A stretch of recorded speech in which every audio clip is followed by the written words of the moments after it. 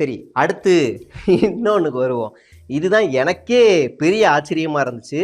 இந்த சச்சின் ரீரிலீஸ் படம் வெளியில வந்தப்ப ஒரு ஒரு ஒரு லாபி உள்ள நடந்திருக்கு.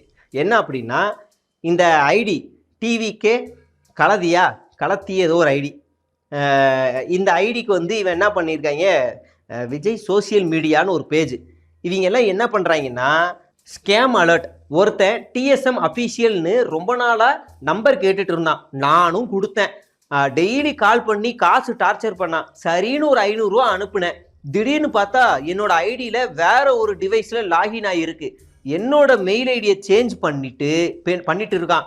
அப்புறமா என்னோட ஐடியில இருந்து நிறைய பேர்கிட்ட டிஎம்ல நம்பர் கேட்டு இருக்கான்.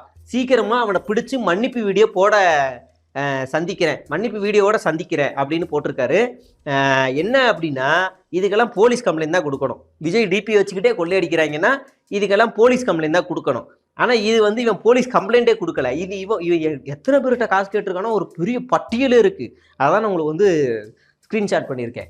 இது எப்பயிலேருந்துங்க நடக்குதுன்னு ஒரு ஆள்கிட்ட விசாரிச்சா, அந்த சச்சின் படம் ரீரிலீஸ் ஆச்சுல, அப்பயே பண்ணுவாங்களாம். அண்ணா விஜய் பார்க்கணும் ஸ்க்ரீன்ல பாயிண்ட் ஒரு 200 ரூபா ஒரு 500 ரூபா தான் கொடுங்க, படம் பார்த்துட்டு வந்து திரும்ப கொடுத்துட்றேன் அப்படின்னு கெஞ்சியே காசை வாங்கியிருக்கான் பல பேர்கிட்ட.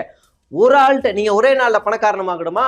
உங்க எல்லார்ட்டையும் நான் எப்படி ஒரு ஆள்கிட்ட 1000 ரூபா வாங்கி நான் ஒரே நாள் பணக்காரனானோ, நீங்க ஒரு ஆள்கிட்ட போய் வாங்குன்ற மாதிரி இந்த ட்ரிக்ஸை இங்க வந்து ஃபாலோ பண்ணி இந்த ஒரு லாபி. இப்ப நான் சொல்றது எல்லாமே ஆதாரத்தோட போடுறேன். அந்த மாதிரி நீ என்ன பத்தி விமர்சனம் பண்ணாலும் நீ ஆதாரத்தோட போடு ராஜா. அப்பதான் நானும் பார்த்து சிரிப்பேன், ரசிப்பேன்ல.